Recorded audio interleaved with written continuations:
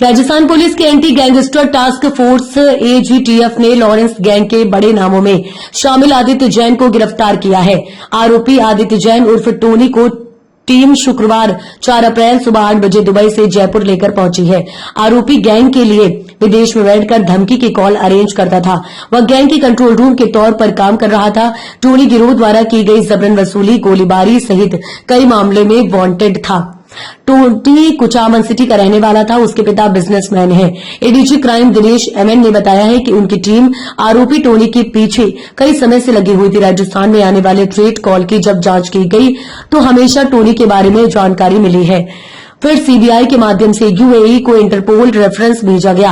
इस red corner notice और interpole reference के आधार पर यूएई पुलिस अधिकारियों ने आदित्य जैन को हिरासत में लिया था। गैंगस्टर आदित्य जैन को सुबह 9:30 बजे जयपुर एयरपोर्ट से ही टीम नागौर लेकर रवाना हो गई। हालांकि यह स्पष्ट नहीं हुआ कि उसे उसके होम टाउन कुचामन ले जाया जाएगा या नहीं।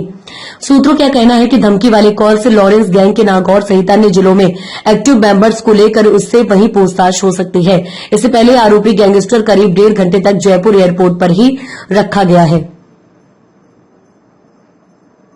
पूरा पूछताछ में अभी तो कल रात को लाए हैं। अभी इसके केस में पीसी लेंगे, उसके बाद में डिटेल कुछ तो हमारे ऑलरेडी जानकारी में है और कुछ जानकारी में नहीं है, वो हम जानकारी निकालेंगे। राजू ठेठ और ये जी क्लब फायरिंग में भी इसका ही नहीं, उस टाइम तक का अभी वो पूछना पड़ेगा, क्योंकि ये गया ही जनवरी में गया है, जनवरी 2024 को गया है। ये यहाँ से मतलब दुबई 24 में गया है और अभी तक प्रारंभिक पूछताछ में आया कि ये अप्रैल से चालू किया है इसने डब्बा देना, 2024 अप्रैल से।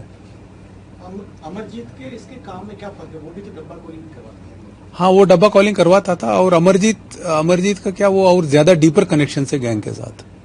और इसका भी अब पूछताछ में पता चलेगा कितना, मतलब सिर्फ कॉल करने तक ही था, इसमें कितना पैसा इसको पहुंचता था, वो सब हम डिटेल में पूछताछ करेंगे तब पता चलेगा। अमरजीत की एक्स्ट्राडिशन का भी प्रोसेस चल रहा है, वो इटली में है। अलग अलग कंट्री का अलग अलग सिस्टम होता है और जैसे दुबई में तो जल्दी दे दिया और वहां अभी हमारा एक्स्ट्राडिशन चल रहा है, हमारा लगातार पत्राचार चल रहा है। हमें उम्मीद है उसको भी जल्दी लेके आएंगे। यस, किराना शॉप करता था या इसके साथ और भी कोई लोग थे, कोई ट्रेनिंग इसकी ली हो इसकी? नहीं, इसके लिए ट्रेनिंग की जरूरत ही नहीं होती। डब्बा कॉलिंग के लिए कौन सी ट्रेनिंग होती है? नहीं, अभी इसकी इनिशियल ये कह रहा है कि बिकॉज इसने दूसरी कम्युनिटी की लड़की से शादी की, वाकई शादी की थी, इसलिए इसके पेरेंट्स के साथ टच में नहीं है। ये अभी तक इस बता रहा है। अभी दुबई में ही है। इसका पहले का कोई क्राइम का रिकॉर्ड है? नहीं, पहले का कई इंस्पेक्टर बन के किसी को कॉल करके धमकाया, प्लस ये वाला केस है और भी कुछ केसेस है। एक साथ दुबई पुलिस का कितना सहयोग रहा है इसमें? दुबई पुलिस का पूरा ही सहयोग रहा उनका। उन्होंने ही जैसे हमारी जैसे क्या होता है कि जैसे रेड नोटिस इंटरपोल निकालता है, रेड नोटिस निकलने के बाद वो लुकआउट सर्कुलर सब जगह जारी करता है।